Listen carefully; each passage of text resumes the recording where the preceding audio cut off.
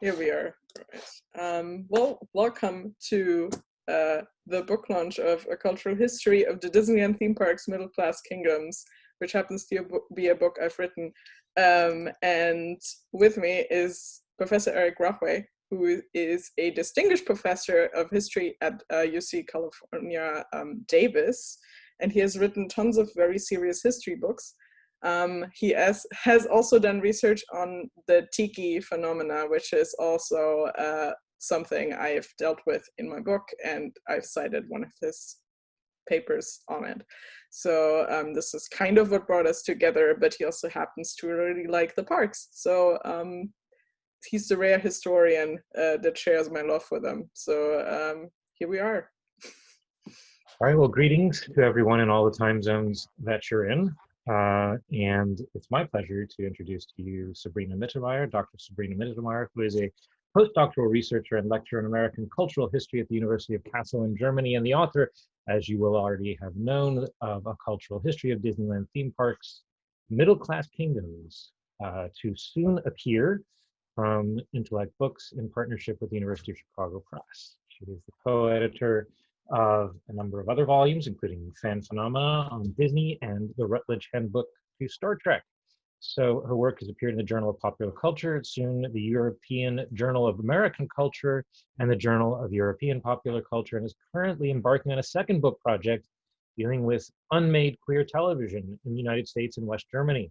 So Sabrina, it's a great pleasure to talk to you. We can, I hope, be informal and just use first names from now on after we've rattled off our bona fides there. All right, so here you leave today and enter the world of yesterday, tomorrow, and fantasy.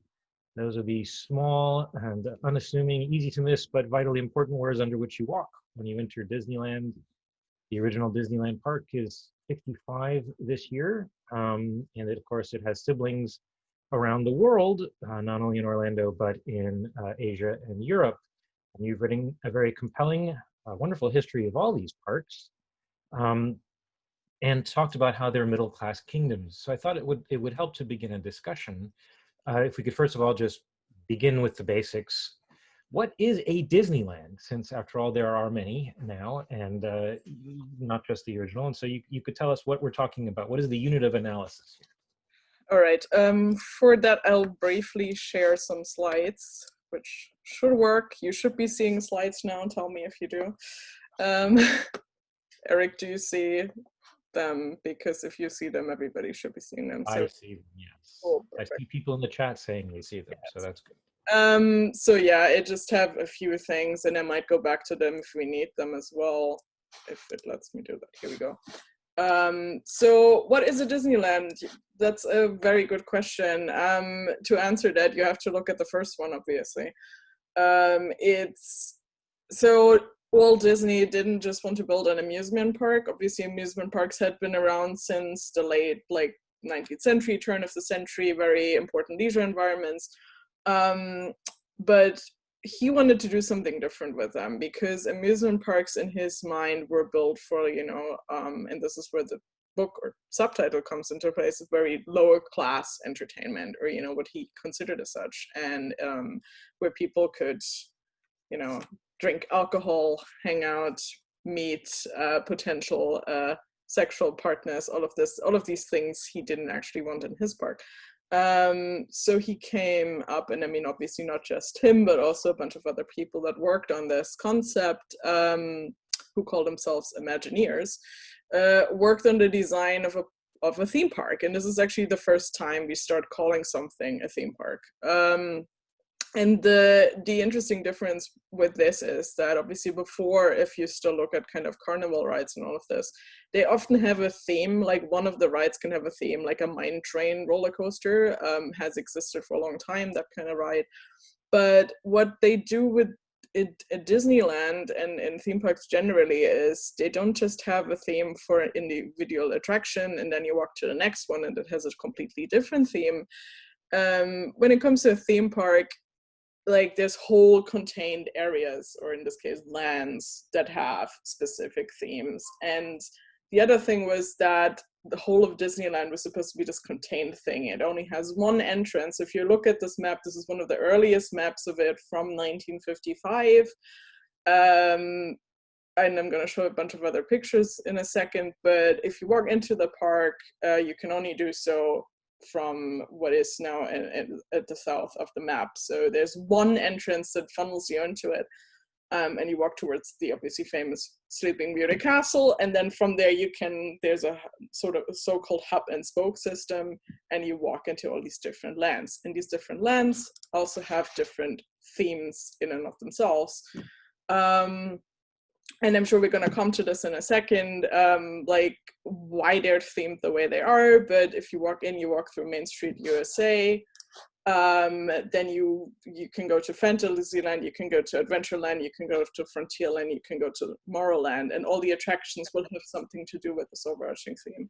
The other idea was that this was all, because of this type of theming, this was all a theatrical space, basically. So everybody that's in the park is in a theatrical space, so to speak. That includes the people that work there, who are then also called cast members. And funnily enough, one of my friends just showed up for this talk, and she's a cast member. So yeah, and the audience, and I already gave it away, the visitors of the theme parks are basically the audience. So everything happens on stage. And if you work there, you have to refer to everything as on stage, unless you go backstage to the workers area. So this is this whole idea of like, you're in this space and you're completely immersed in it. And I think immersive entertainment has become a big buzzword more in more recent years, but they've really done this like 65 years ago. And this is where this all starts, really.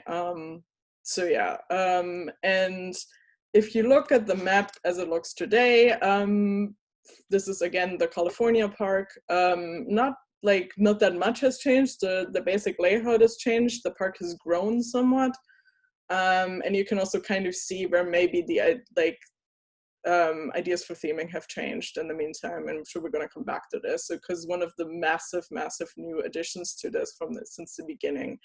And actually the first time they really went beyond the original structure of it is with the addition of Star Wars Galaxy's Edge, which is obviously based solely on one kind of movie franchise. And this is also where the industry has shifted to from, some of the things we're going to discuss in a second. But this is just the very basic overview. I have more slides I can come back to if I feel like we want to see them. And yeah, obviously the thing is, I didn't just write about California. I wrote about all of these.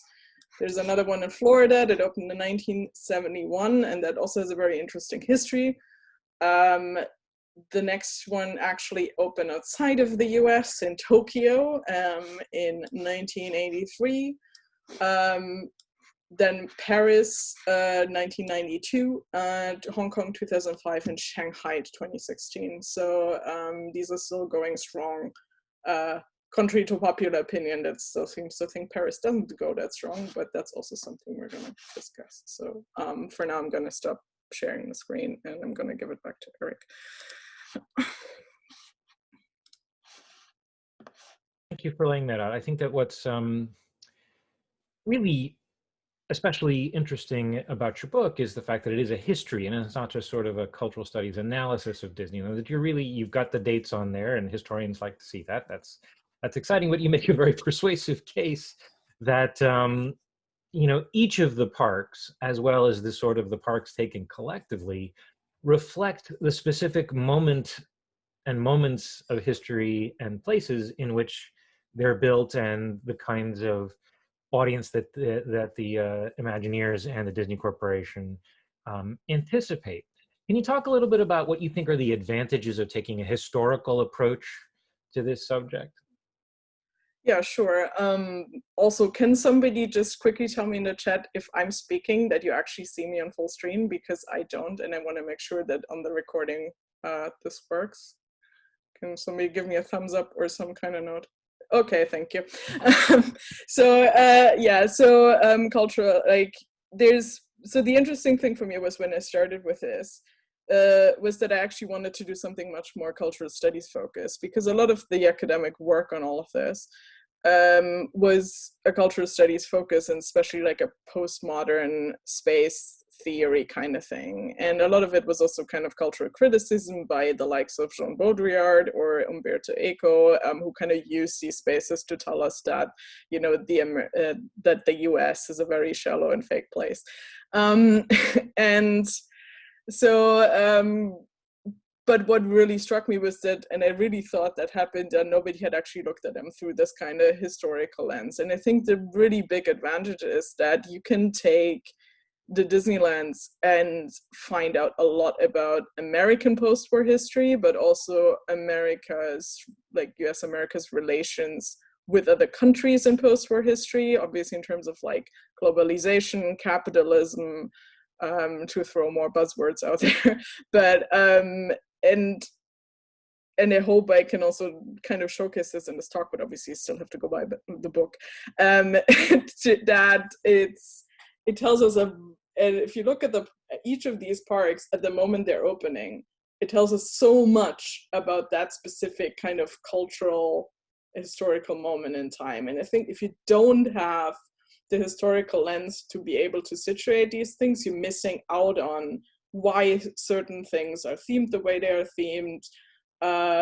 All of these things, like all of this doesn't exist in a vacuum. Like the designers make choices. The designers are people that exist at a specific moment in time. And this is not meant to say that I'm going to excuse some of the racism that happens because of this is similar, but it's still that moment in time that allows them to be this racist, for instance. And so all of these things come in here. And then if you look at the transnational impact, it's the same. And it's also not a story of American cultural imperialism. But all of these things are really only possible, I think, if you have more of a historical lens and have some things in mind of what's happening in the US at the time, or in the other countries, obviously. That's great, thank you. Could we then maybe begin at the beginning and talk about 1955 and Disneyland Anaheim? You know, when you walk into an imaginary turn of the century America, Main Street USA, but you make a very persuasive case in the book that this tells you a lot about 1955 America and what Disney thought that country needed and wanted to hear and see in the form of entertainment. So could you draw out a little bit about why that's specifically, you know, about post-war America, Eisenhower era America? Yeah, so I kind of tried to make the case, and I think I have a good one, as you just said, that it's very specifically kind of Cold War. Yes, I just saw your Trader Sam's Tiki mug, Harry. I'm glad we're all nerds here. I also brought these. Here we go. Anyway, so Cold War America. So if you walk into Main Street USA, and it hasn't really changed much since then, really. You can still walk into Main Street USA, especially in California, and see what it was like in the 50s. It's that complete, like, is a complete fantastical version of turn of the century America. So it's that kind of idea of giving you that reassurance that small town America will prevail. You know, at that point in time, they think it's like, that's when everything was still fine, you know. This is the moment you harken back to, which is kind of ironic because later on the 1950s become the moment that everybody wants to go back to. But for 1950s Americans, it's that, because it's the time before 2 world wars. And that's obviously something you want to evoke at the height of the Cold War, when, you know, you want to reassert the American values of family and small town life, and then, you know, everything's fine and everybody's white, and everybody's middle class, and you can see it in Main Street, but if you continue to walk through the park, you can see it in Frontierland. I mean, just the fact that it's called Frontierland tells you certain things about American ideology. And also about, you know, 1950s popular culture. What was very popular was Western film. Like, Western film was the most important genre of the 1950s. Disney themselves had produced Davy Crockett actually in preparation for the park. They had a television show called Disneyland that they used majorly to just promote the park, but they did that Davy Crockett show, and it became the most popular thing for baby boomers and their kids. So obviously it had to be there, but it has to do with the zeitgeist of everybody liking Western, because again, Westerns are massively reinforcing the Cold War ideology. And if you go to Tomorrowland, I mean, you have to look at what exactly they're envisioning their future to be in this moment in time. And it's interesting insofar that, first of all, the original Tomorrowland is set in the year 1985. Needless to say, 1985 did not turn out this way. And no, it's not 1984. It's not George Orwell, even though some people come back to this all the time. But there's like bizarrely, like, it's, first of all, it's about space travel, which is not surprising because that's around the time when everybody wants to go to the moon, and there's a rocket to the moon, right? And then there's things like kitchen appliances and you know, ideas of domestic living, and they infuse everything, or atomic energy, all of these very, very 1950s things, if you really think about them. And it's remarkable that some of them also stick around later, and so they just become part of Disneyland, and I think people stop thinking about why they're there. And you can do this with most other parts of the park. Adventureland, there's, especially then in the early 1960s, the Tiki Craze that Eric has also worked on comes up, and they have the Enchanted Tiki Room, and they have a Polynesian restaurant. And that time everybody's already been going to tiki bars, and you know, it's just reflecting that certain moment. And at some point it becomes just, as I said, like that Disneyland thing that's still popular now because it's a Disneyland thing, but at that moment in time it's really just playing to fads of the time, and also kind of some of the fears and I guess, you know, visions of, you know, what their people's ideal future was and ideal present. And there's really a lot of kind of the 1950s moment of both anxiety and the prosperity of the middle class. It's all in there if you really take a closer look. Yeah, I think this is, I mean, this is, as I say, really persuasive in your book, that this is marketed to a particular demographic, which is the suburban middle class of the 1950s, people who are going to drive to Anaheim, you know, and make a day out of it, right? And what they really are hearkening back to, as you say, is this America before the United States was drawn into superpower status, or the America of the frontier, which, you know, is a particular image of how Americans become Americans, or, and, you know, the rest of the world is portrayed in also very sort of nostalgic ways, you know, either the sort of comic book version of colonialism that you get in Adventureland, or, you know, the very much pre-20th century Europe that you get through Fantasyland. You know, there's no modern Europe in there because that's way too problematic to talk about, right? And then there's the great big beautiful tomorrow of, you know, better domestic living and autopia. And we have to remember that this is a time before there are even the Eisenhower system of freeways even exist, right? So this is all this sort of, the future is just like now, only better. It's the suburbs with shinier stuff in it, right? And that's sort of the you know, there's a kind of coincidence probably there between Walt Disney's own vision of what he likes and the demographic he's marketing to, that's sort of fortuitous, which isn't always repeated. You point out in later Disneyland, sometimes they don't really know the audience and they kind of misfire. But do you want to move forward a little bit and talk a little bit about how the later park in the United States kind of reflects lessons learned, and then is sort of in a much different period of American history, the early 70s, and how that's borne out? Yeah, definitely. I can also quickly pick up on something that came up in the chat, because it's about the middle class and how is it manifesting itself. And just to come back to this, so in the 1950s, the whole idea of middle class is actually just forming, because everybody's after the war. There's the huge economic boom, obviously. And people are moving to the suburbs that you just mentioned, and people are buying cars, and then the freeway system starts. So the Santa Ana freeway is one of the first big ones, and it takes you out to Anaheim. So it's all of these middle class values, and first and foremost, you have to be able to afford going in the park, which is another big thing that distinguishes it from the amusement parks, because it suddenly becomes this gated environment, this gated type of community that the suburbs are also very much like. So that's also why it's majority white people getting in there, because it's a matter of being able to afford to. So, and that's another big argument that then still works kind of in 1971, or really in 1971 it stops working that well, but when they're planning Walt Disney World in Florida, what becomes Walt Disney World in Florida, it's the first idea that Walt Disney himself still has before his death, really. He dies in December 15, 1966, and I know that very well because December 15 is my birthday. But he dies, and right before he has that idea of building a city. He wants to build a city, and he calls it Epcot, the Experimental Prototype Community of Tomorrow. And that's just one further step, really, from what he's doing in Disneyland, if you look at it, because it's, again, the idea of like, what can we do for better living? What will the future look like? Like, kind of scientific progress is still very big then, and all of this kind of gated community type of thing. Like, who would even have been able to live in this type of city? It's very technologically advanced, but it's also very much a gated community.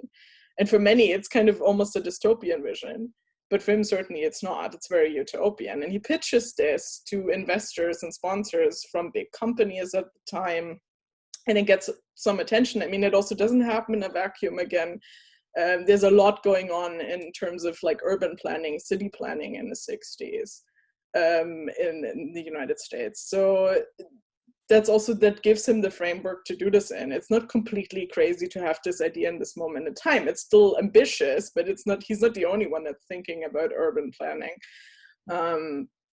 And so he wants to build Epcot, but when he dies, there isn't really that much of a plan for it. Like, he's the guy that can sell it to people because everybody knows Walt Disney. But when he's gone, the idea sort of tapers out in many ways. And the thing that they wanted to do to be able to finance building this is do another Disneyland park, which is the Magic Kingdom. So they always want to build this, but it's really not what they want to do. The idea is not, oh, let's just build another Disneyland on the East Coast. What they want to do is, let's build another Disneyland on the East Coast so we can get money in and draw people there, and then build Epcot. And then Epcot never actually happens. So suddenly they have a theme park there. They're also, the idea with that also is, and it's also very, very much going with the zeitgeist, is to do a resort vacation, like a destination vacation, which is something that's very commonplace now, but it wasn't really then. So it's, you know, there's a park, if you've never been, there's the Magic Kingdom Park, there's a monorail, which is also an idea, you know, that Disneyland already had, but that's, again, that scientific progress, public transport, what can we do in the future type thing. And then there's 4 resorts, and it's on the lake, it's all man-made. They buy massive acres of land. Walt Disney World is twice the size of Manhattan. And most of it is empty. It's mostly about getting the distance from Orlando, which is already starting to be a tourist destination. And yeah, and then, I mean, then the theme park really takes off, and then that's what it becomes. And then when Epcot is an idea as a city fails, they're building Epcot, the theme park. So then they only have 2 theme parks. I mean, it takes until, so Magic Kingdom opens in 1971, and then Epcot takes until 1982, I believe, getting this right. So there's time in between, because they're still kind of flustered about what to do with this idea of Epcot at the time. And Epcot kind of starts out as this sort of almost World's Fair as a theme park. And I mean, it still very much is. There's Future World, which is, again, all about scientific progress. And then there's the World Showcase, which has all these pavilions corresponding to lands. And that's, I mean, some of the stuff has changed that's in it, but the layout hasn't since. So that's how that starts. But the vacation destination suddenly becomes a big deal, because the 70s is also when you start to have jet planes, when you start to have tourism as a full-blown industry. So yeah, that's what they do.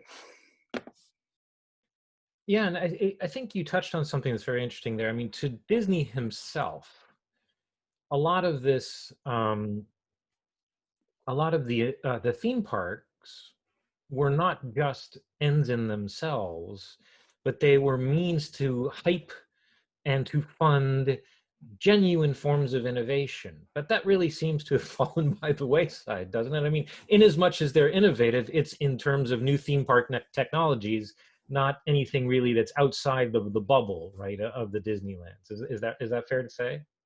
Yeah, I think so. I think he really starts to like, he wants to set examples. Like you can already see it in California. He's building this monorail that he actually gets from Germany of all places, and to showcase to LA that, hey, you know, maybe we should build public transport. And if you've ever been in LA, you know that didn't happen. And you know, he even offers to build like use an older model of the what was there before the monorail to build like something out to Dodger Stadium, like, you know, actually tries to sell this to the city, and they're like, Anna. And the same with Main Street. Like some of the idea of Main Street of like, it's essentially a shopping mall that looks like a cityscape, which is also something we have now everywhere, but that's also just coming up. The shopping mall is an invention of the 50s. And he reads the people that, you know, do this at the same time, but it kind of is a feedback loop, because then at some point the shopping malls start to look like what Main Street looks like in Disneyland. But after that, it really just becomes this means to an end of like, you know, we're trying to do better theme parks, but we're not trying to do a better city or society or whatever the, you know, the idea was. Yeah, for as much as he was, you know, well known to be a political conservative, he has a weirdly utopian streak that's kind of appealing. But I guess this is not a story about Disney. Let's move on now. I mean, so you made the clear point that the intention behind Walt Disney World was, you know, in line with the urban planning stuff of the 60s, and the monorail is part of that story. And you have a great story about where the funding for the original monorail comes from, which I'm not going to spoil, but it's fantastic for the book, so people should buy and read the book. And then, but then you sort of say, you know, but look at the next Disneyland is in Tokyo, and at least at the start, it really is intended to be exactly a copy or more or less of Anaheim Disneyland. But then you make a very good case that that also changes in ways that are consonant with, you know, the local culture and time. So could you tell us a little bit about that? Sure. So yeah, the interesting thing with Tokyo is, because I think, as I also sort of mentioned at the beginning, the idea always is that it must be American cultural imperialism, that it's Disney, that they're like, oh, let's build a thing somewhere else, let's go to Japan. And this is not what happens. They actually get approached by Japanese companies who then form like a merger and fund all of this, to say, we want a Disneyland. And they say this because in Japan, the 1980s is very much similarly kind of a time than the 1950s in the US. So they have an economic boom in the 80s. And suddenly it's that also they suddenly have a 5-day work week instead of a 6-day work weeks. Leisure suddenly becomes a much bigger thing. People can afford to do this kind of thing, and they're like, well, we want this. And there's a certain underlying idea of like, if we have a Disneyland, we've made it. Like, we're a modern country. And I mean, Japan is famously cut off from the rest of the world for quite a while. Obviously, there is also American, very famous American involvement in the World War there, so that's also interesting. But for some reason, it never really stops a lot of people's love for Disney as a company. Like they show their movies there in the 1930s, and even though all of this happens and there is occupation and all of that, it doesn't really deter people from liking Disney as a product. But it's very much the idea of like bringing the American Disneyland there. The layout of the park of Tokyo is actually a mix of some of the attractions of California and Florida, but that's mostly an idea of like, oh, you know, we want to build the best version of Disneyland we can build at this point in time. But the Japanese really take it on for themselves. They actually share a bunch of the same popular culture. As I said, not just Disney, but also like they have Westerns, they like Westerns, all of the stuff. Although you point out that they don't have the concept of the frontier, though, so that's kind of. So Frontierland just is renamed to Westernland. Like, it still very much looks the same. It's just that thing of like the Japanese, you know, Japan is an island, so frontier isn't really happening. But they still understand Western as a thing. It's a pop cultural thing at this point. It's like they don't really care all that much that it's American ideology, but it's, you know, the pop culture that holds it all together. And it is a globalization that happens, I think, in terms of how people take it on for them, on what they do with it. And if you go to it, it does have a very unique feel, I think, in terms of how they consume the park, I think. Like, it's like the Japanese are crazy about this park, and they also have a second park by now. And the things you can buy there are very different. Obviously, some of the food is different, all of these things. So there's all these kind of localized elements in it. But it's in no way a kind of like, you know, American cultural imperialism. We're trying to turn you all into Americans. It's not what happens. And it's also not the Japanese want this. So they make it their own. But I'm also against that argument. Like, it's not a Japanese park, but it's that localized thing of like they like it because it's American as well, and they like it because it's Disney, and that continues to work. Could you spell out a little bit just what glocalization really means, just as a general phenomenon? Yeah. So the idea is that you have like a globalized product, but you adjust it to the local audience. So you make certain adjustments so it resonates better. And in this case, it's very much, you know, it's smaller things. It's like, what kind of food do I offer? What kind of merchandise do I offer? I don't know. It's like just tailoring it to certain, there are obviously cultural differences still. So tailoring it to that a bit. And I mean, there's been some changes throughout the years that also showcase that in some of the rides, for instance, like the Tiki Room is actually no longer the Tiki Room. It's run by Stitch, the character from Lilo and Stitch, because they love Stitch. So it's these little tweaks here and there that happen, also over time, but also immediately, I think. And that's kind of the idea of like, you know, we still want to keep it a global product, and we're still going to put it there, but we're tweaking it to a local audience. Okay, well, let's talk about the one that most gets called an example of American colonialism, which is Euro Disney, later Disneyland Paris. And there's also, as you say, there's this great myth of the failure of Euro Disney, which, you know, there's some truth to that, but then it's still there. So what's going on? What happens in that episode? And what does that tell us about the concept of Europe amid American global capitalism? Yeah, it is actually a very complicated story in many ways. I remember sitting there thinking, God, this chapter is going to take me forever. Also because I had a lot of sources for it. So what happens is, I mean, obviously it's a very popular like myth of the failure of it, because when they start out with it, it doesn't do very well in terms of, you know, visitor numbers. So it's like, okay, let me backtrack a little bit. What happens is, in this case, they actually want to build it there. It's their plan, and they want to go to Europe. It also, however, makes sense because, yes, Western Europeans do like Disney, no matter what some of the French intelligentsia wants to tell you, they actually do, and they do actually enjoy it. The same for Germany.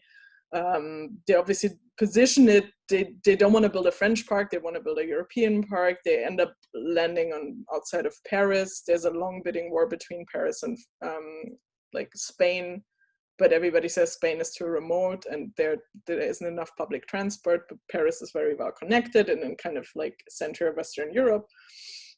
And a lot of English are obviously supposed to come there, and then the Channel Tunnel, and, you know, and actually when they project all of it, they think it's going to do amazing. And I mean, they start planning it in the 80s, and they're not wrong. Like, it's not a wrong assumption to think that this is going to do very, very well.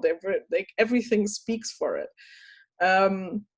And what really happens is, so because they think it's going to do that well, they also build a lot of hotels there. So they really want to try to make it out to be a resort, just like Walt Disney World in Florida. So I think that's their first mistake.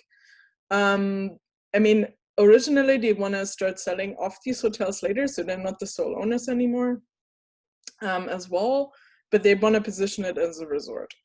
So, so the first thing that happens that's really out of their power with all of this is that very soon after it opens, there's a financial crisis. Which really deters people from going. Also, this is before the euro. So there's a lot of disparity in terms of like the franc suddenly drops massively. And at some point, it's more affordable for the English to go to Florida than to go to Paris because of the currency, and all of these things. So this is out of their control. And then the other thing that has happened obviously is the Berlin Wall has come down, like the Iron Curtain. There's massive changes happening. There's first discussions of like European Union, these kinds of movements. And the Americans also think that's a great idea. That's also why they call it Euro Disney. However, actually, in terms of a more local level, not everybody is very thrilled about this necessarily. So there's suddenly a huge resurgence of nationalism in France, which then also positions a lot of politicians and kind of a French intellectual elite very much against Disney. There's also where all that hate comes from, or that publicly perceived hate. It's actually mostly a smaller group, but that's the thing that gets reported on the newspapers, and not just in France, but also Germany, England. So that's what everybody always remembers. But then if you really, and what I really found striking is there's a huge disparity if you look at the newspapers, like the feuilleton, basically, like the arts and leisure sections versus what's in the economic sections, because they're basically saying, oh, it's a failure, nobody's going. But then you look at the economy of it and there's like, everybody's going. They're not doing that badly in the beginning. And then it starts to then the financial crisis hits, then really people have to stop going because they simply can't afford to. And the French themselves have trouble with all of this. And everybody has trouble with all of this also because it's positioned as this resort vacation. It's again positioned as this very we're trying to target a middle class with all of this, that also then will stay there for like a week. However, Western Europeans, and I mean the Americans are like, wow, Western Europeans, most of them have 6 weeks holidays every year. That will be great for us. But we don't vacation like the Americans because we have so much holiday time. It's much more like a lot of people would go to France and then do kind of a round trip in their own car or on the train maybe, and they might drop into Disneyland for a day or two, but they would never just go there and stay. And then they're stuck with all these hotels that they can't pay off and sell off anymore. And they really don't get at the middle class either in terms of their marketing and their targeting, because theme parks in Europe at the time, and even still to this day, I think are much more perceived still as a kind of like a day trip thing and as a lower class thing. So the people that do come in on bus tours. They don't come in the expensive TGV. All of these things. And so they have to re-juggle and reshift everything. So they reshift from table service restaurants to quick service. They sell cheaper merchandise. They retool everything, and they don't sell it as a resort anymore. And then they also rename it. There's a whole rebranding effort going on. And then even like it doesn't even take that long for them to rename it to Disneyland Paris. But every European person you talk to who's not a fan still refers to it as Euro Disney. But yeah, there's like a lot of myth that I hopefully debunked somewhere in a 50-page chapter. So. I thought it was fantastic, and I thought that your point that in order to hit that middle class target, they had to remind themselves it's not the same middle class that exists in Southern California in 1955. They have to look at the French, particularly middle class of the later 20th century. This seems like, I mean, we've kind of touched on this a couple times, that Disneylands are clearly all alike, but they are also clearly all different. One of the things that you point out is that there's no Jungle Cruise and no Tiki Room at Disneyland Paris. And this seems like as good a time as any to talk a little bit about colonialism as represented in Disneylands. I mean, you make the point that the original Frontierland had a lot of American Indians, and they've mostly, if not entirely, been removed because their depictions were racist. On the other hand, their absence, from Frontierland is quite problematic in its own way. And in the same way, the absence of Polynesian colonialism and of African colonialism from the heart of Europe, Disneyland, really seems kind of problematic also. So can we talk a little bit about what it is that Disney is doing, if it's doing anything particular with colonialism as consumption here? Yeah, so in the 1950s version of Disneyland, and actually a lot of this has remained in the park to this very day. So like Jungle Cruise, it's a kind of the like Adventureland is this amalgamation of like Asian countries, African countries, the Amazon, like it's just, you know, everything really that a 1950s white middle class thought was exotic. And so you have a lot of racialized bodies and characters that you know, that you really can't excuse as anything other than blatantly racist. And I mean, also in Frontierland, there used to be a black actress who would play Aunt Jemima, which is obviously a minstrel character, which was tied to the Quaker Oats brand, but still she was there. And as I said, like there was an Indian village where you could, like, there were actual Native Americans, American Indians in this part of the park, but it was much like the World's Fairs, you know, it was almost like an exhibit, like a human zoo kind of type thing. I think it was less drastic than what was happening at the World's Fairs, but it was definitely a transplant of that sort of idea. And actually the idea of that the absence is just as problematic, I can take credit for, because I'm citing a really good recent article by Victoria Patterson-Nance on that, who's argued that, you know, you just removed all of them. Like in the 60s, most of these things go away, but you didn't reintroduce a more positive representation. So you're just pretending they don't exist, which is not helping.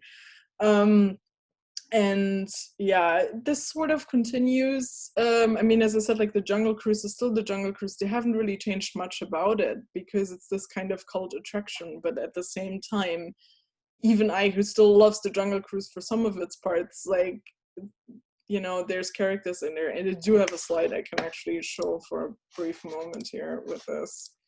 Oh no. No, I went back. Oh, I'm smart. I closed my PowerPoint. Here we go. You point out that while you're looking for the slide, I mean, you point out, I think rightly, that the Jungle Cruise really tries to have it both ways, right? Because with the arch narration that the skipper gives, it's kind of provides you a distance. Yeah, so the Jungle Cruise was serious in the beginning, and then at some point, so if you're on it, you're on a boat, and there's a skipper that narrates the journey for you, and they've started to introduce jokes and not take it seriously anymore. So it takes some of the blow out of, but it's still not great. So the picture you see on the right hand side of the slide is Trader Sam of the Jungle Cruise, and he's even kind of a cult character at this point. And it's, I mean, I don't have to say how problematic this is. On the left hand side is one of the actresses that portrayed Aunt Jemima in Frontierland in the early years of the park.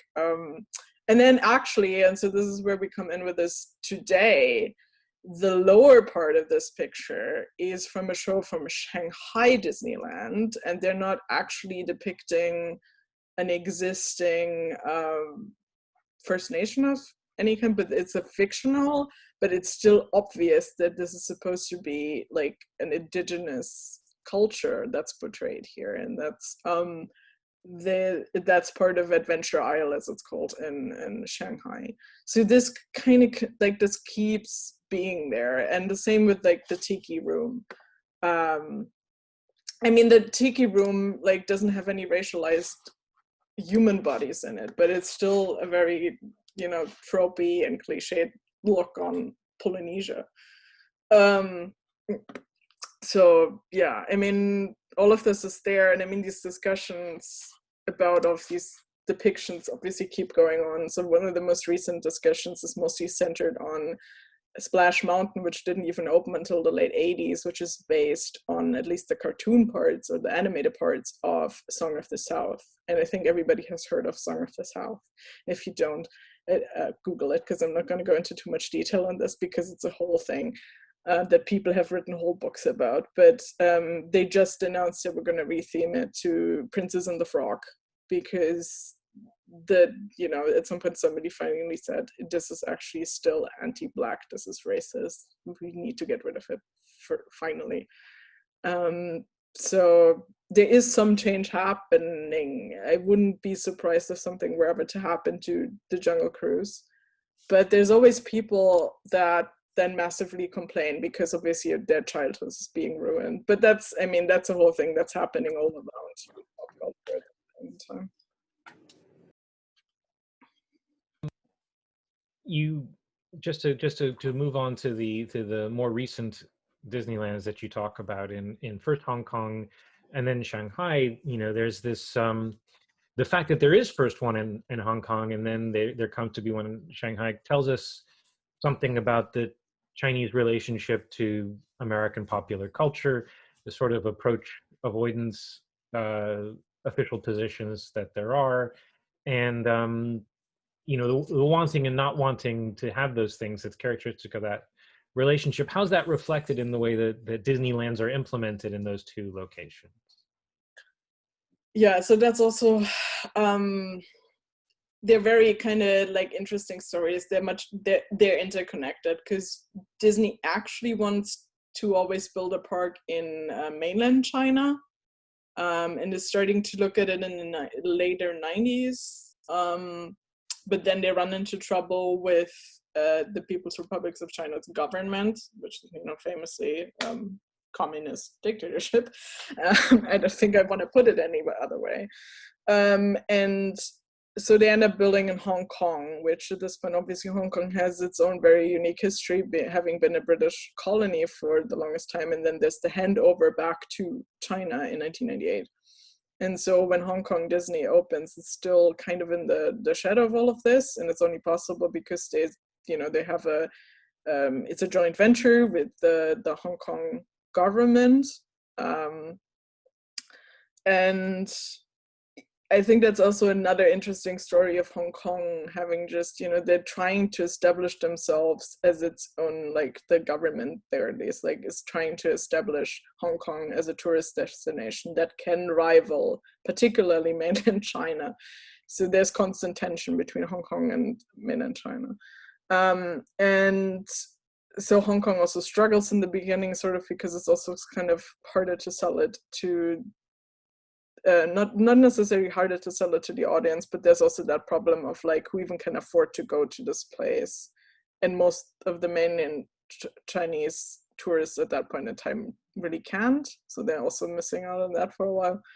And then with Shanghai, this is basically when they finally strike the deal that they always wanted to have, because it was for certainly like there were enough signs pointing to the fact that the economy in China would start to boom and it would suddenly have this massive middle class audience that they always want.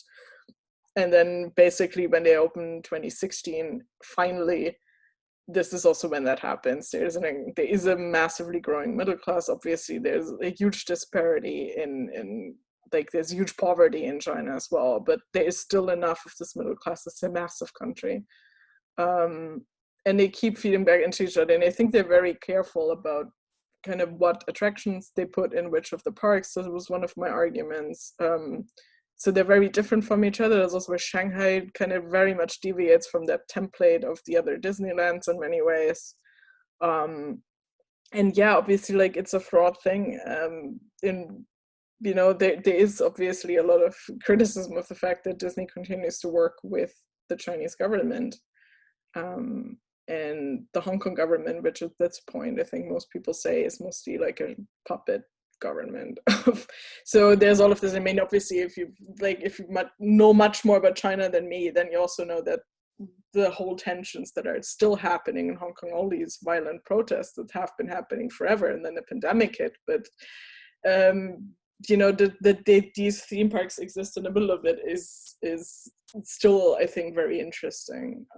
And I mean, the other thing is, at this point in time, obviously, there's enough also tourism from outside of the countries that also do visit Disneyland. Like, I think they obviously they need local audience to survive, but I think they're starting to think about like international visitors also trying to go to all of these parks, which you can also see in kind of the newer calculations of what they're building and how they're marketing it and these things.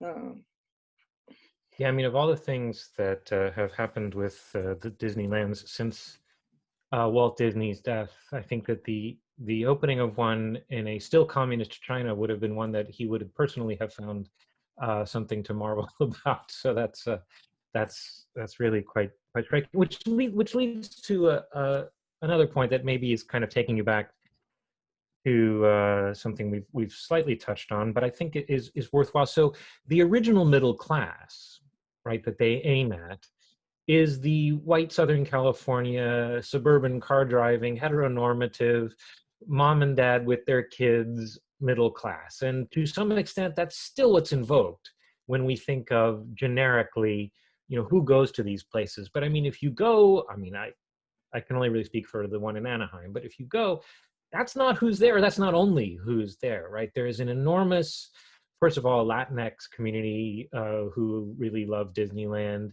There are lots of, lesbian, gay, trans, bi, queer people who love Disneyland. There are lots of adults who go without kids.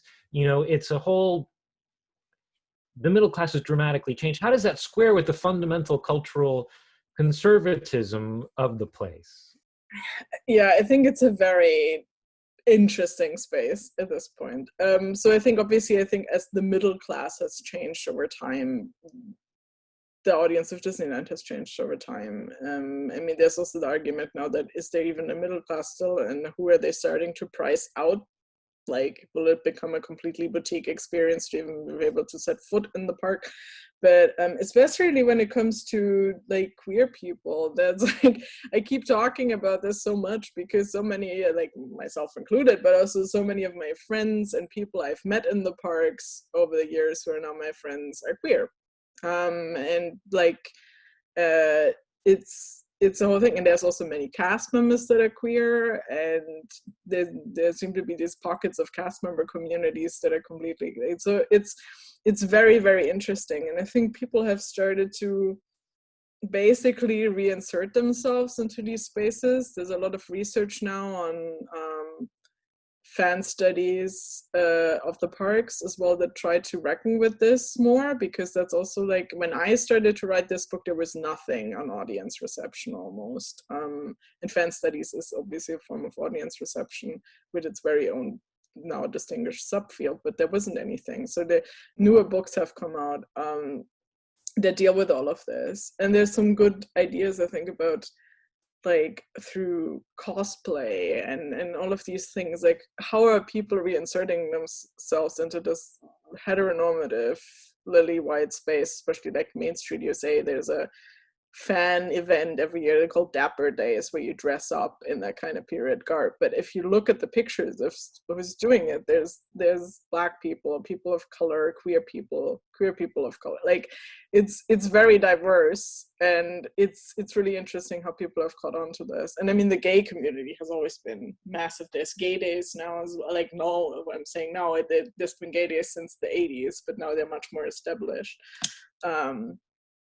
So it's, I don't know, it's continues to be fascinating that we all kind of seem to latch onto this thing, which is at the heart so very conservative. And I mean, there's a ton of conservative Disney fans, and a lot of them have reared their very ugly heads, especially in terms of discussions of racism and all of that. But yeah, I mean, I guess the park contains multitudes, and its fans contain multitudes. So you've done some work on fan studies for Disneyland, and you've done, of course, this book, and now you're moving on to something else. Do you want to sort of tip your hand as to where you're going next, and will you come back to Disneyland at some point? Physically or research-wise? So like, so yeah, I mean, I'm starting to do this fan phenomena Disney book now. So there's that. Although I'm mostly editing it, I'm also writing a piece on the gay days actually. But a lot of other people writing for me in this book who are actually the kind of the ones that actually do fan studies. I'm still hovering on the edge of fan studies because I find it very, very interesting. But like Rebecca Williams, who's written the book now in Disney Parks Fandom, is in it, all of that. So I kind of came back to it just because I connected with a bunch of people that also have started to do work on Disney. And there's still this whole thing of like, if you're a serious historian, you're not supposed to do this. And I mean, I'm trying to counteract that, obviously, but the much more interesting work on the spaces is still being done in cultural studies, fan studies, that kind of thing. And yeah, I mean, I'm working on something with queer television now. I'm trying to, so obviously queerness will keep coming into this. I also know that somebody that's listening in on this conversation wants to probably write a thesis on Disneyland as a queer space and how that works. So I think there's much interesting research only happening with all of this now. And so in many ways, I'm very lucky to have my book come out when that's happening. I think. But yeah, and I mean, as for going back to Disneyland, I will definitely go back to Disneyland if we can, if the borders will ever open and if this virus will ever go away. The first thing I will do is probably go back to Disneyland, if I'm honest. This was the very last thing I did before the pandemic hit. I was in Walt Disney World when the pandemic hit, so that's also an interesting experience.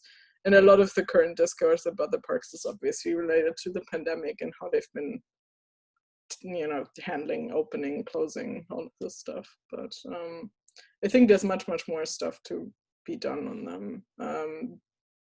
I mean, I would have liked to do more with audiences. I've tried to do as much as I could with audiences in the scope of what used to be my dissertation, obviously, as well. I mean, maybe they'll let me do a revised edition. If you buy this and it sells out, then we can do this. But yeah. Oh yeah, I should mention, so unfortunately, if you really want to go and buy this great book now, we have a bit of a problem because due to the pandemic, the printers are delayed. So the book is not, I was supposed to be able to physically hold it while this was going on. So this is sadly not happening. The ebook is out next month. The print book in Europe is out in December. The print book will then take until January, maybe even early February to reach the US. But I can tell you, if you have not ordered it or want to reorder it, there is a discount code for everybody that's in this conversation, and it is Disney 30. So if you get about it too, I can also put it in the chat or just send it to people. It's not terribly expensive, but you can get 30% off for being here and sticking it out with us. So just that. Well, that's great. And I see some people have already bought it in the chat, and I can only say that they should buy their second copy at 30% off. And that it is a terrific book, and I think that you shouldn't. I would like to encourage you to continue to be both a serious historian and bring that idea to bear on this, and don't feel like you're doing something that serious historians don't do. I think that what's wonderful about it is the empirical rigor that you bring to the subject, and indeed your great seriousness there. So thank you very much for letting me participate in this, Sabrina. It was great. Yeah, so since we're now on the full hour, obviously now is a bit of space to have people answer some questions as well, if there's more coming in. And would love to, and if there aren't any, we can end it here. But any press type away if they have things to ask in the chat. Meanwhile, Eric can tell us all about Tiki. What are you doing with Tiki? Okay, there's a question, Charlotte Durham. To what extent do you think the Disneyland parks enable audiences to foster parasocial relationships with characters, if at all? How has this changed over time? That's very interesting, and I think it's much more of a fan studies question as well. And interestingly enough, for the longest time, nobody had looked at characters or parks entertainment academically as well, so there was nothing. But Rebecca has touched upon it in her book as well. But I think it's interesting. One of the original ideas for opening the park was that every other studio in Hollywood had a tour you could take, and Disney didn't, and they don't. So, like you basically need to know somebody, or take the occasional, fan club tour basically to get on the premises of the Walt Disney Studios. But there already was awareness of the fact in 1955 that people wanna meet Mickey Mouse. Obviously, it was also the Mickey Mouse Club, so there was that idea of meeting the characters, and that was part of the idea of doing this park. So actually, the characters are very integral to the whole thing, and yet they're kind of overlooked academically. And I actually also really don't go into it because it would have strayed too far away from what I was trying to do with the book. But I think there is, so like, again, I need to refer to Rebecca Williams' work on this, really, the kind of bonds people from her characters. Also, Vicky Patterson-Lance is doing a lot with characters now. Hopefully in the book I'm editing, and now she's going to do something on this.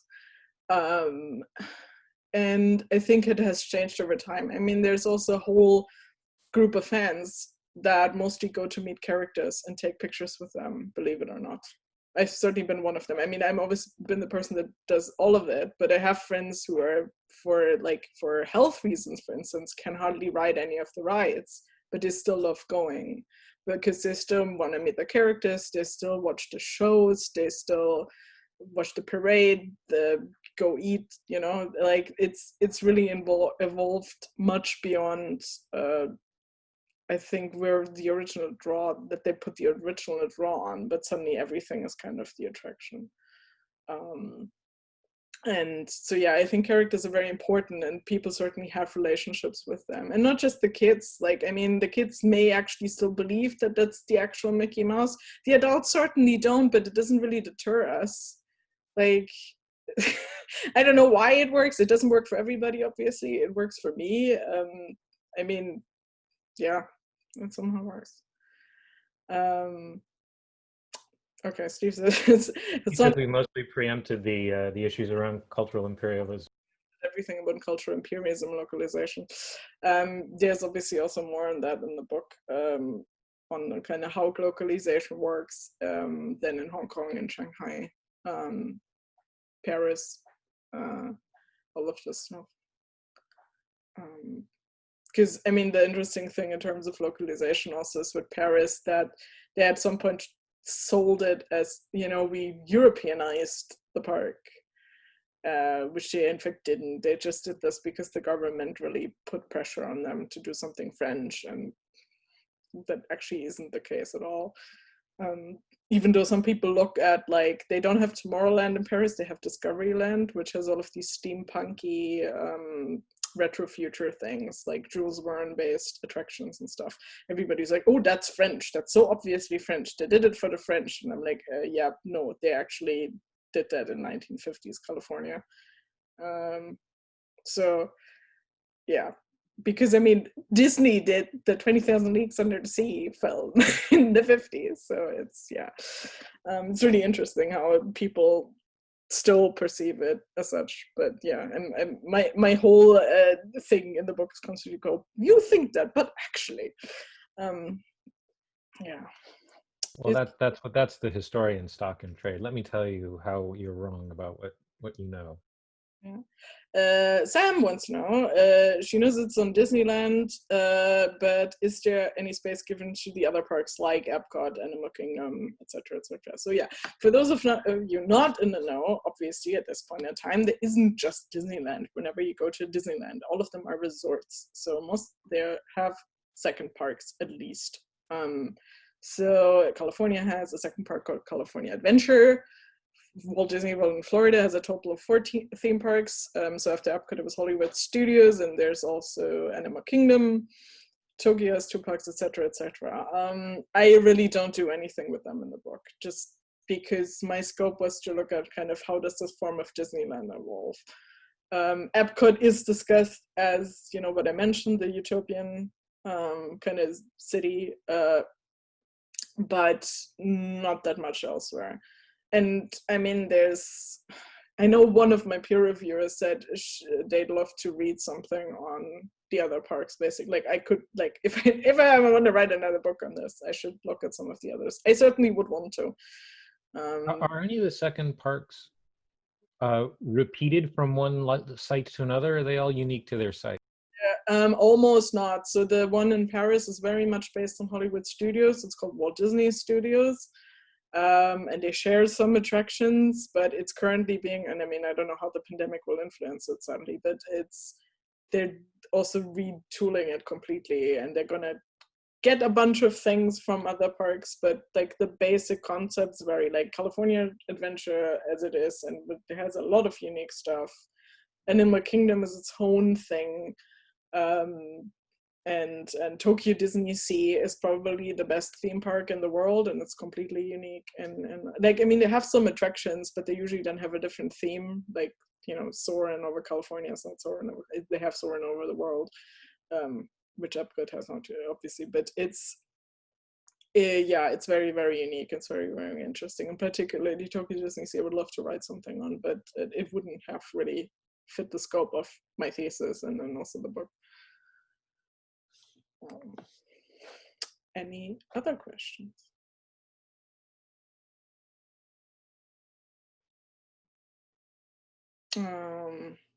Okay. How do I think the latest round of layoffs that involved Magic Kingdom's citizens of Main Street will influence creating the immersive world? Okay, yeah. So the thing is, because of the pandemic, they really had to halt a lot of the entertainment. Like even the parks that have reopened, particularly Florida, which is actually open now and has been open since July, laid off tons and tons of entertainment cast members first. Like, and we don't know what's going to happen. Like, don't know if they get hired back at some point. And because they mostly stopped entertainment, because that's where you have crowds you can't properly control in any way anymore. And it will be really interesting. I think the park will feel much deader if we don't get back a lot of the entertainment. Like, I mean, the entertainment contains character performance. There's also all these, like, you have to imagine there's always something going on. I mean, there's at least one daily parade. There's tons of shows, smaller shows, always a nighttime spectacular. There's, and something like the Citizens of Main Street or the Dapper Dance, like, could just pop up, I don't know, occasionally. Like, I think the Citizens of Main Street are mostly random. They just walk around, they kind of add to the immersion of the land.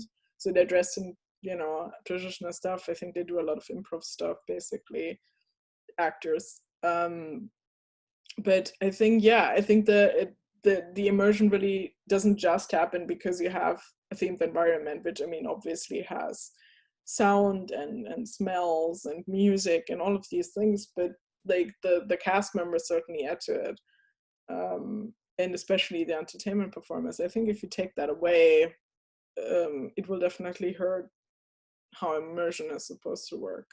I know that when they opened Star Wars Land, or as it's actually called, Galaxy's Edge, the original plan for it was to have much more entertainment performance in it, like to have roaming droids. And I mean, by now only Chewbacca walks through once in a while, and it's really funny because he sometimes sits down next to you, or the stormtroopers walk through. But there was a plan, I think, to have much more of these kinds of performers, to have that feel of you really in this world. It's, you don't just see other tourists in shorts. But they scrapped that too because it's obviously expensive, and yeah. So I don't know. And the pandemic certainly won't make it more likely for this to ever happen, sadly. All right. All right, do we have any other questions in the chat? Okay. Big one. I might have missed it since I had to drop off for a little bit. I know, because he's cooking me dinner. But there seems to be a lot of performative dismissal of adult Disney and Disney Parks fans who seem to sneer at its lowbrowness. Do you think that's just because of a dislike of Disney as a company, or hostility to the middle class and middle class culture, or is this just the old highbrow, lowbrow snobbery that's just latched onto a target? All of those things. Yes, all of those things. I think in academia, it's still being stuck on, like, even like Disney studies is still being looked down upon. But it's much more still being stuck in lowbrow, highbrow stuff, and you're not supposed to like this. And in a larger discourse, yeah, I don't know. I mean, when I shared the event, I got some dude on Twitter showing up saying, "Oh, academic Disney, that's like, I don't know, low-fat Dunkin' Donuts." I'm like, what are you even saying? I don't know. But it's, yeah, I think, yeah, it's, as Eric rightly said, it's all of this. And I don't understand. I think some people just don't like it when other people have fun. I don't know. I mean, the discourse about adults are not supposed to go to Disney and it's for kids. I mean, that's also part of the, I think, the misunderstanding of who this park is built for. And since it's park built for a middle class to upper class thing, it's obviously not just for the kids. Nobody would pay this kind of money if it were just for the two kids. The ideal two kids in the middle class family, obviously. And there's constant, it comes up again and again. And during the pandemic, I discussed this in another panel the other week in an online conference, but it's back. It's like, why are you whining about the parks being closed? You're adults. Like, you're not supposed to even want to go there or something. I don't know. And yeah, it apparently gatekeeping just has to happen all the time. And again, like, we're not allowed to like things, I guess. But it's always been a space for the adults as much as the children. I would even argue it's always been a space for the adults more than the children, or rather the whole I mean, the goal was always, it was a whole collective family experience. Although I think that the measure that becoming even more of an adult space is the introduction of an alcohol serving bar into Galaxy's Edge, which you would never have had before in Disneyland. But yeah, and I mean, a lot of the other parks have always had it. So Disneyland originally was supposed to be like, there wasn't supposed to be alcohol, to counteract the environment that you have at an amusement park where people are drunk. And I mean, if you're visibly intoxicated at a Disney theme park, chances are high somebody will approach you and you will have to leave. However, that has shifted a bit with Epcot, especially because given there's this pavilions for all these lands, there always was like local cuisine, and that also always included alcohol. So at that point you were like, no, we have to do alcohol. And now Epcot basically has food festivals all year round, and drinking around the world has become very, very popular. And yeah, and now with Galaxy's Edge opening in Disneyland, they were like, okay, we're going to do a bar, because if we do Star Wars, we're going to have to do a cantina. And I mean, looking at Star Wars Land, it's definitely not for the kids. That's for Star Wars fans, most of which are adults, and also older adults at this point, because this is a property from the 1970s. So yeah, and I mean, Disney, I think, is very aware. I mean, all of these food festivals are completely geared at adults. No kids wants to eat escargot. Like, and also spaces like Animal Kingdom. I mean, that's an immersive zoo, and I mean, that's like obviously has child appeal as well. But I mean, some of the thrill rides, I mean, and all of the thrill rides almost have height requirements. So I mean, I'm tiny. I needed to be at least 10 to 12 years old to go on some of these roller coasters. So I think that also just shows certain things. And I mean, even Disney had some scary rides over the years that were infamous for being scary. And yeah, Sam in the comments says, people who think Disney is just for kids should get in the sea, or to Tokyo Disneysea for that matter, because that's also another park for kids. Because I'm not sure how many kids are really interested in the theming to, I don't know, Turn of the Century New York City, or Journey to the Center of the Earth, or any of this. So, and oh yeah, and Disney Cruise Line is just being mentioned, which is also very much not for the kids. I mean, they have tons of kids clubs, and one of the people in this chat is somebody who works for kids clubs on DCL. But a lot of people go on Disney cruises without the kids. I certainly have. So it is always trying to get at all of the kind of age groups and interest groups, as long as they have money. Right. Anything else?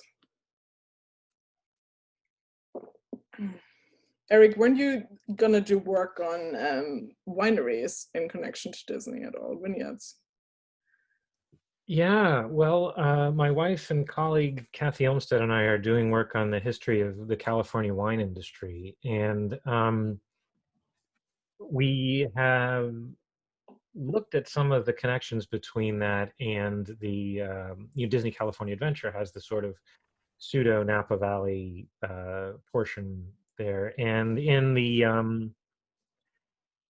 It was in the old, it's in the old, the Carthay Circle restaurant. They have on the menu the sort of Disney family of wineries, which include Fess Parker, who played Davy Crockett, has a winery, or had, I guess he's died now, but they're still there. And the Disney heir, some of the Disney kids, Diane Disney owns a Napa winery called Silverado. Um, which has a fantastic poster, a marketing poster of for Ratatouille with the mouse carrying the rat carrying a glass of wine in it. And so we've been really talking about the history of California wines and how they're associated with, Hollywood public relations and theming and attracting visitors um, um, to the fields, which has obviously crossover with some of what Disney has taught the world. But as you might imagine, the pandemic had slowed down some of our getting into the field, so we will just sort of have to get back up to speed when we can. Yeah, like I make you a deal. Once this is over, I'm gonna come to California and do very intensive research on wineries in Disney with you. We can certainly take you to some of the important sites for research. Yeah, yeah, yeah. I feel like that's very important, that we do this for research only. And everybody in this chat can certainly join us for research in the winery of California. The highest minded study. Yeah. Definitely. And I think if there isn't anything more, this is a wonderful note to close on. So yeah, thank you again for doing this with me. Well, thank you for including me. This is a lot of fun. It was for me too. And yeah, everybody buy the book. And if you need that discount code again, then I will give it to you. Yeah, the Disney. I will just type it in here. It's Disney 30, and you can use it on Intellect's website. All right. Bye, everybody. I'm gonna stop the recording. Okay, bye everyone. Thanks very much.